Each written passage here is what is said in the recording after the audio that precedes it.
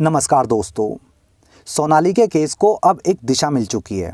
कई चीज़ें बाहर आ रही हैं। कत्ल का कारण भी कहीं ना कहीं प्रॉपर्टी से जोड़ा जा रहा है। ये भी धीरे धीरे क्लियर हो चुका है। लेकिन इन सब के बीच में एक हैरान करने वाली खबर भी सामने आ रही है।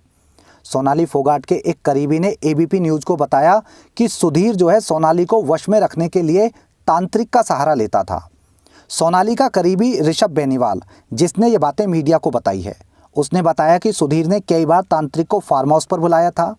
तांत्रिक जब भी आता था तो कई कई घंटे पूजा पाठ हवन चलता था और ज़्यादातर पूजा जो है सोनाली को केंद्र में रखकर होती थी। खुद सोनाली भी वहाँ पर मौजूद होती थी, लेकिन उसे कभी भी ये पता नहीं चल पाता था कि पूजा उसी को वश में रखने के लिए हो रही है। सोनाली हमेशा यही सोचती थी कि पूजा पाठ करियर में अच्छा करने के लिए हो रही है। ऋषभ ने मीडिया को यह भी बताया कि सुधीर हमेशा सोनाली के कॉन्टैक्ट का सहारा लेकर लोगों के काम कराता था और लाखों रुपए की कमाई करता था। सुधीर ने किसानों को सब्सिडी दिलाने के नाम पर करोड़ों रुपए का फ्रॉड किया और इसके अलावा भी वो जो है सोनाली को जगह जगह यूज करता था। यानी ये तो साफ है कि सुधीर जो है सोनाली की बड़े बड़े मंत्रियों से जान पहचान का पूरा फ़ायदा उठा रहा था और हर महीने लाखों रुपए कमा भी रहा था। इससे दो बातें साफ होती हैं। एक तो ये कि सोनाली सुधीर के लिए सोने के अंडे देने वाली मुर्गी थी, तो वो ऐसी इंसान को मार ही नहीं सकता जिससे उसे लाखों की कमाई हो रही थी हर महीने। दूसरी बात, सुधीर लोगों को काम कराने को सोनाली के कॉन्टैक्ट का सहारा लेता था, तो मतलब साफ है कि सोनाली सुधीर से बहुत ज़्यादा पावरफुल थी। और एक ऐसा इंसान जो पावरफुल है, बड़े बड़े मंत्रियों के साथ में उसकी उठा बैठ है, तो वो अपने से कमज़ोर इंसान से कैसे ब्लैकमेल हो सकती है। 100% ब्लैकमेलिंग का मुद्दा पूरी तरह से फर्जी है।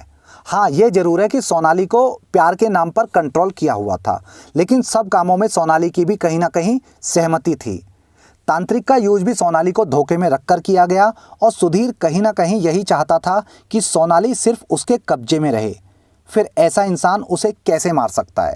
और अगर सोनाली की हत्या अनजाने में हुई या गलती से हुई, तो सोनाली की मौत के दिन वो सोनाली के भाई से बात करते समय इतना ज़्यादा रिलैक्स मूड में और होटल में बैठकर आराम क्यों कर रहा था, जबकि सोनाली की डेड बॉडी उस समय अस्पताल में रखी हुई थी। तो उस समय जो है उसको घबराया हुआ होना चाहिए था। अगर अनजाने में मौत होती तो सुधीर जो है एकदम से घबरा जाता और टेंशन में ज़रूर आता कि हत्या का इल्ज़ाम उसके सर पे ना आ जाए, लेकिन वो रिलैक्स था, तो मतलब साफ है कि हत्या प्री प्लान थी और हत्या का मोटिव अभी भी बाहर नहीं आ पाया है। जो प्रॉपर्टी से जोड़ा जा रहा है वो गलत है। इसके अलावा सोनाली के फार्म हाउस की CCTV footage, laptop, hard disk, computer और कुछ ज़रूरी डॉक्यूमेंट क्यों गायब कराए गए, इसकी वजह क्या थी। हालांकि जो कंप्यूटर ऑपरेटर है शिवम, जिसने ये सारा सामान गायब किया था, वो अरेस्ट हो चुका है, लेकिन अभी भी जो है पूछताछ में कुछ सामने नहीं आ पाया है। हत्या की वजह वो नहीं है जो दिखाई जा रही है। हत्या की वजह अभी भी बाहर नहीं आ पाई है, क्योंकि सोनाली के मरने से ज़्यादा सोनाली के जिंदा रहने पर सुधीर को ज़्यादा फ़ायदा हो रहा था। सुधीर ज़्यादा दौलत कमा सकता था और कमा भी रहा था, तो सोनाली को मारना कहीं से भी लॉजिकल लगता ही नहीं है। लेकिन देर सवेर कभी ना कभी ये वजह ज़रूर सामने आएगी कि आखिर सोनाली के मरने की वजह थी क्या।